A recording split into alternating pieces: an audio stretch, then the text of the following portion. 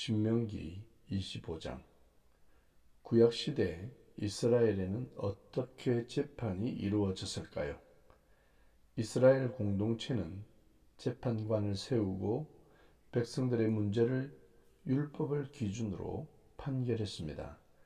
재판을 통해 옳고 그름을 판단하고 그 결과에 따라 받을 형벌을 정하는 것입니다. 그런데 어떤 경우에는 재판의 결과에 따라 사람을 때리는 형벌을 주기도 했는데, 오늘 본문에서는 만약에 때리는 경우에는 40대까지만 때리라는 법을 주셨습니다.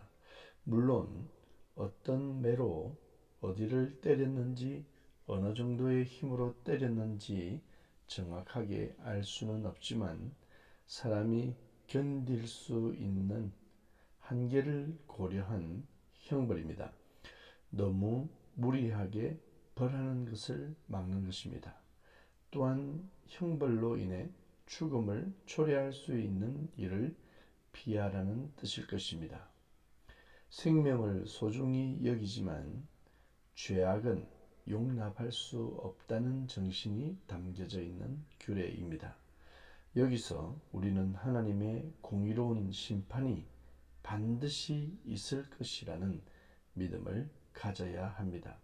하나님은 모든 인생의 죄악을 기억하고 계시며 이 세상에서 적결 심판을 하지 않는다고 안심할 것이 아니라 반드시 갚으시는 하나님을 믿어야 할 것입니다.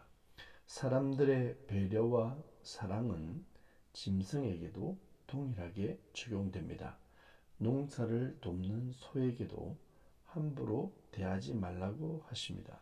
비록 짐승이지만 학대나 괴롭힘이나 가혹한 일을 행하지 말아야 할 것입니다. 결혼한 신부가 아들을 낳지 못하고 남편을 사별하게 되면 그 여인은 죽은 남편의 형제에게서 후손을 가져야 합니다. 이는 대를 잇기 위한 풍습이며 이스라엘을 유지하기 위한 하나님의 율법입니다.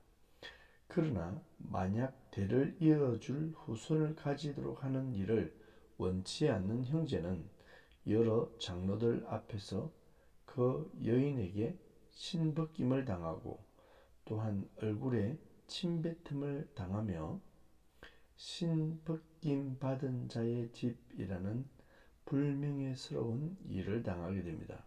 이렇게까지 하신 이유는 물론 대를 이어줄 후손을 가지도록 도와야 할 것을 의미하는 것입니다. 이는 후손을 이어주고 후손을 유지하시려는 하나님의 자비와 사랑을 볼 수 있습니다. 이러한 제도는 예수 그리스도께서 십자가에서 희생하시고 헌신하셔서 우리의 죄를 갚아주시고 대속해 주심으로 우리를 다시 하나님의 자녀가 되게 하시는 구원에 대한 이야기와 연결됩니다. 창세기에 등장하는 유다의 며느리 다말은 이 제도에 의해 후손을 가져야 하는데도 시아버지인 유다가 아들을 다말에게 후손을 이어줄 자로 허락하지 않자 다말 자신이 창녀로 변장하여 시아버지의 씨를 통해 자녀를 가지게 됩니다. 우리의 문화에서는 이해하기 어려운 풍습이지만 구약시대 이스라엘에서는 당연한 문화이며 이것이 주는 영적인 의미도 반드시 알아야 할 것입니다. 이러한 일들은 기업 물을 자른 말과 또한 연결되는데, 한마디로 갚아준다, 문제를 해결해준다, 대속해준다라는 의미와 연결되는 것입니다. 따라서 구약의 율법 속에는 예수 그리스도께서 행하실 구원의 사역들이 녹아있다고 볼 수 있습니다. 그리고 이스라엘 백성에게 요구하신 삶의 모습 중 가장 중요한 것은 정직함을 유지하는 것입니다.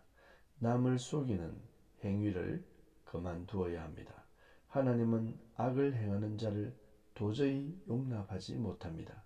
속이는 일은 사탄이 가장 먼저 한 일입니다. 사람을 속이고 죄를 짓도록 했습니다. 우리는 정직해야 합니다. 진실해야 하며 거짓말로 남을 해하는 잘못을 범하지 말아야 합니다.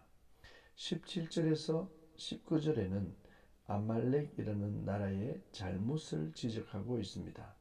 아말렉은 이스라엘에게 잘못된 행동을 했습니다.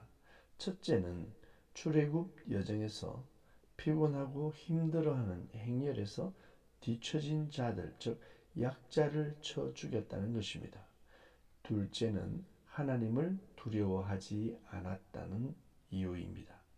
이러한 이유로 아말렉을 항상 기억하고 잊지 말라고 명령하십니다. 오늘도 사탄은 우는 사자처럼 삼킬 자를 찾고 있습니다. 믿음의 행렬에서 뒤처지지 말아야 할 것입니다. 아말렉처럼 숨어 있다가 피곤해하고 뒤처져 있는 행렬을 공격할 것입니다. 사랑하는 여러분, 믿음으로 용기 있게 우리의 삶을 살아갑시다.